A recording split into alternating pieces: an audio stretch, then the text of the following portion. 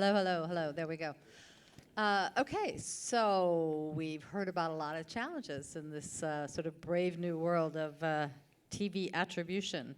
So I think, without belaboring, just to make sure everyone knows, sort of the obvious is the reason this has come about is through the availability of more granular TV data. So it's through the data from smart TVs and the data from set-top boxes, the ad exposure data and set-top boxes. So, since it's still the early days, we're going to talk a little bit more just about the challenges and kind of how we can help to lead this, in the right direction. So, one of the challenges, that we've heard mentioned several times here was kind of data quality and having representative samples of the TV data, even to match to whatever else we want for our outcome data. So maybe you guys could just talk a little bit more about, do you feel that has, a problem now, or are you feeling like you're getting kind of good enough data, just to make sure everyone knows the footprint, so the smart TV data, is different data from different manufacturers, so there isn't like a nationally representative footprint of smart TV data. And the set-top box data all comes from different operators. So there isn't a nationally representative data set of set-top box data. So everyone's kind of pulling pieces together and making it look as good as they can. So if we could just talk a little bit about that. Is that a problem, or are the data sets that we have really good enough to make this work? Because we're seeing a lot of really good, interesting findings in data here. So just take it away, you guys. I can start. It's a major problem, and it's overlooked by most people. That most data sets that are on the TV data sets today on the market are extremely raw, extremely inaccurate. I know that we've spent 6 years and some $60 million, a lot of data science, a lot of engineering in correcting and building not only accuracy, but consistency and scale and reliability. And that is extremely hard to do, and I think most companies today think they could just take whatever raw data set, stick it in, and start measuring based on it. But I think that's probably the most overlooked piece in this entire ecosystem. But do you think you'll have to bring in other data other than smart TV data, or do you think Yes, you got to have multiple data sets, and it's not just for viewing. You got to have an ad catalog. You got to have airings data. You got to have demographics data. You got to have census data. You got to have knowledge of how many households and TVs are in each zip code and DMA. There's a million things that you need to do all this, and you need to understand the shortcomings in the raw data, and you need to know how to deal with it and how to correct it, and it takes a lot of time and capital. It's not like just, hey. And another thing that I see is a lot of people doing this not at scale. In other words, they'll take some creatives, feed them through an ACR system. That is a sure way to get very inaccurate data. That is the easiest way to get inaccurate data. How about the rest of you? Yeah, so we all agree, right?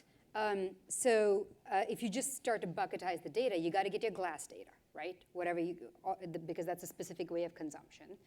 You got to get set-top box data, and you've got other buckets of data.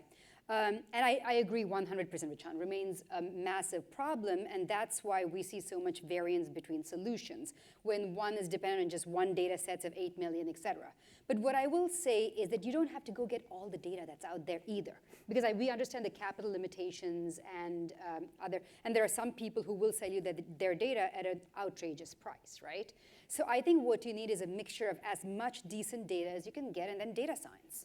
And modeling, and then you will get into it, not perfect, but good enough. But I think we're very much still in the early years of that. Yeah, I think the idea of it not being perfect, if we waited for perfection, we wouldn't be doing anything.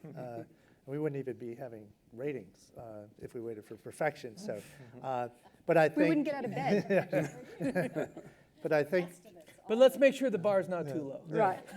And that's really what the trade-off is. Is that and we also, just because a data set has millions, I've heard people say, well, it's got to be representative because it's got tens of millions of data I like to call that the internet data error. It's a big data set. And Dave is right. It's not just the scale. Actually, scale is important, but it's not actually as important as what you do with the scale that you have and the consistency of it. And by the way, I mean, Nielsen, they are the currency based off a really, really tiny scale. They do have a lot of data science and a lot of processes, and they do things at scale. So I know we all love to bash them, but it's not just the scale, right? The scale is important, but I think the biggest challenge is you have to figure out, is the data going to give you a solution that's at least directionally saying, if something's working well, is it really working well?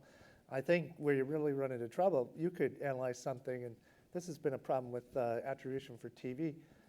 If you don't have the right attribution model, and there's not an understanding of how TV works over time, not just that last occasion, that you can go completely wrong. A campaign could be working very well, but you might not get any sort of lift at all off of certain types of models. So Jane, you were asking about problems, right? Those, to me, the data problems are solvable. There are plenty of legit partners. And I don't want to get, this is a TV thing, we keep getting involved in whether the data is perfect or representative or whatever, right? I mean, that's fine, we have to deal with it, but there are bigger problems, right? I think the lack of understanding of how TV works is sort of the biggest problem out there. And not taking into account all the times and all the ways in which TV is consumed is a big issue. And I think that, digital's been quick to jump on some version of last exposure, whether it's through social, whether it's through search, or whether it's through something else. And TV is different, right? TV has all kinds of impact, upper and lower funnel, and through the various consumption occasions. And I think that that's where we need to focus our energies. We need to tell the story of how it's actually consumed and the gigantic impact it's having, and worry less about the perfection of a specific and let me add to that, because that's a spot-on point. And I think you made that point about data scientists translating things. We work with hundreds of brands out there, and they all have data science teams, and almost always their media teams are like, we can't, with everything we're getting from these data scientists, we can't, like, actually making these analytics actionable with the knowledge of how TV is bought is so important, and it's actually why every digital MTA company has failed coming into TV. Yeah. I mean, there's many reasons, but that's one major one, and so the understanding of how TV is bought is so critical to creating. And how the impact over time, and the different kinds of television. You guys are going to have to really jump in here, because they're going to jump right ahead, so come on. I think Sean and Radha are exactly right. We call it translational sciences. Is how do you actually get the insights into market? Because it's only when it influences your buy decisions that you're actually going to reap the benefits of all the data science investment you've made. I'd say, like, for us, getting good quality data was the first piece. Getting more data would not be my next concern. Right. So getting quality data, making sure that we have some fundamental understanding of how television is working as a medium. But then now rubber hit the road. We have to make sure that we're actually getting the most value from the data investments that we've already made. And I'm not sure if anyone could honestly say, yes, we are making the most use of our data. So for me, at least with my team, trying to figure out how do we actually translate these insights is a big issue. For me, we'll get back to you also about how you're fitting this in with other media as well, but go ahead. For me, another challenge is the fact that there isn't one set of people who are uniquely capable of creating data all by themselves. This actually kind of requires a bunch of cooks, all working in synchronicity and in collaboration. And to me, kind of that element has also kind of proven to be a challenge, or can prove to be a challenge. Great. Also, we heard some good presentations here, the issue about control groups and baseline and incrementality. If any of you want to add to that, I think that's really critical. How many studies have we seen where everybody talks about the lift and the lift and the lift, and you don't know really what lift means? So maybe if you guys could just address that a little bit, because it's a real challenge to create control groups for television. I'll jump in on that one. So to some extent, television has actually challenged some of at least my thinking of online attribution. Right. Going through the process of trying to attribute an offline channel really requires the best of the best, and so when I'm trying to figure out how to allocate data scientists, I want my best data scientist on television because it's so challenging. And as you're going through the process of understanding how to attribute television, it basically reveals how little or how little I at least understood about online attribution. So for example, it is uncommon for companies to have used last touch or some form of, even with MTA models, a lot of times it's still very click-oriented. Television does not have its own click point on your site. So it's all view-based, where someone was exposed to some stimulus, and now we have to understand how they've come through. And I wonder how often other marketing channels that organizations attribute with click-through, how often the actual view, the impression itself of someone having seen the ad is an influencing factor that we just don't take into account. And so I think television is actually challenging some of how we're attributing online marketing, or at least the way I'm thinking about it. But anyone else want to add more about control I couldn't agree more, group? right? I spent 10 years in TV, and then I spent 10 years doing digital social. And it's kind of funny, we hold ourselves to such high standards in TV, maybe rightly so, because the stakes are so high, right? But at the same time, I think we are, in terms of the truth-telling and the rigor, perhaps, higher than a lot of digital measurement out there. And digital attribution, because we are thinking about these really thorny questions. You wouldn't have found in the early years of digital attribution a panel up here where people are questioning and having really thoughtful debate about whether they're doing it right or not. People were just grabbing territory, right? So I think we're actually much farther along than we think we are. Yeah, and just to use another real-life example, so one of our large auto clients, their digital attribution models were last click. And they had this much for digital, this much for display, this much for email, this one for SEM, SEO. And then they said everything else is TV. That was their attribution model. But what had actually occurred there is that 50% that was TV, they were actually pretty close on the 50% that was TV, but it wasn't the right 50%, right? So it turned out that about 25% of what they attributed to digital also had major influence by TV. And then 25% of the 50 they attributed to TV was TV. And then the other 25% was not necessarily driven by TV. So it is shifting a lot of people's sort of holistic models and approaches for sure. Yeah, and it is, again, another huge challenge. I mean, there's no such thing basically as a pure control group, because even outside the realm of getting exposed to media, you've got all sorts of promotion, you've got lots of things, you've got many influences. Human behavior is pretty hard to model out. So I think, for example, Sean's technique at iSpot, really good. It's not perfect, but that, we can't wait for perfection.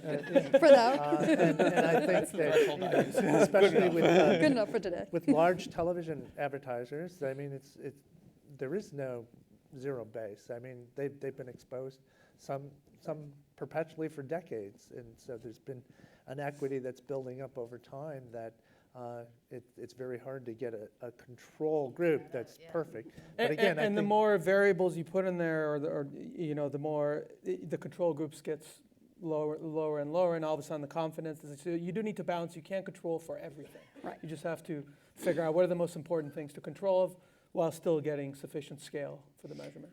Well, let's just end a little bit from the marketer point of view, which is now that you have TV attribution, and you guys can also pitch in from some of your experience with marketers, but now that you have TV attribution, you've already had your multi-touch digital attribution, you have whatever else you're doing to look at other media.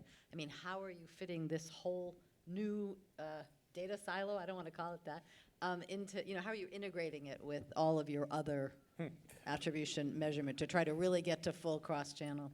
That's a good question. That's actually one of the reasons why I'm here, is to understand how other folks are thinking about that very question. If you're expecting a really intelligent answer to this question, you've come to the wrong person.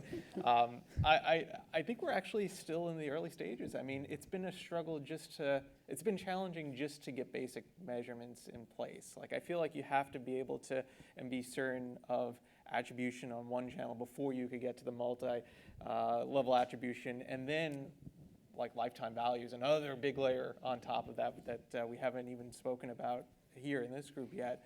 So I think it's a process. I think we're moving towards it, but I don't have the magic bullet. An honest man. Yeah. Okay, well. And by the way, that's true for most major brands today in the marketplace. There is nobody that's really, really nailed this yet. And Tim's point is right. What you want to do is you want to have best of breed in each channel that's connectable. Do that first, because if you go right to unified measurement, you might end up with unified crap, which is not the goal, I think, here. We quote you on that, John. So what we're seeing from marketing partners, right, is that they almost fall into two buckets. There are the companies who've been around a long time, have very rigorous models that are built out, and there we're seeing that MMM is still used for allocation of dollars overall, but MTA is used for optimization, including optimization in flight. So that's a whole category of established brands we're working with, right? And then a lot of and then there's internet first clients, right? And people who've grown up in digital and were born on digital. And for them, it's not that sort of top-down approach. It's much more a bottoms-up approach, and that's where attribution is being used for allocation. And that's where I still think we're very much in the early stages, because they're learning with us in real time. Oh, wait, TV doesn't work like digital does. Yes, we were born in digital, but now we're trying to be in the big league, so we have to pivot our model somewhat. And I think that's where a lot of learning is going on. I'll actually add something to that. So I completely agree that television actually is quite unique, and I think one of the big unique values of it is its long tail. Is the fact that it's not just minutes after, but you could see a really long impact. And just kind of how do you justify this, or how can folks understand it who are not on the measurement side? You can remember television ads from your childhood. You can't remember an SCM ad that you saw this morning. I certainly can't, even though I'm working with the team that makes them, and I can't remember what we did this morning. So television is very unique in that long tail effect. And I can tell you that one of the questions, and I think the next step to getting there, is understanding the interaction effect between folks that are exposed to different media wherever we can see that. Is television, as some would think, a force multiplier behind other channels, or vice versa? And that, I think, is kind of the next step to really incrementally moving this forward. There was actually work done a long time ago, the advertising work study that showed that half of the impact of a television campaign was a year after the campaign had ended. Well, anyway, we're out of time, so I'm getting the cross signal from Jim here. But thank you, guys, and this is a really interesting new area, and we'll have to come back next year and hear more, because there's still a lot to learn.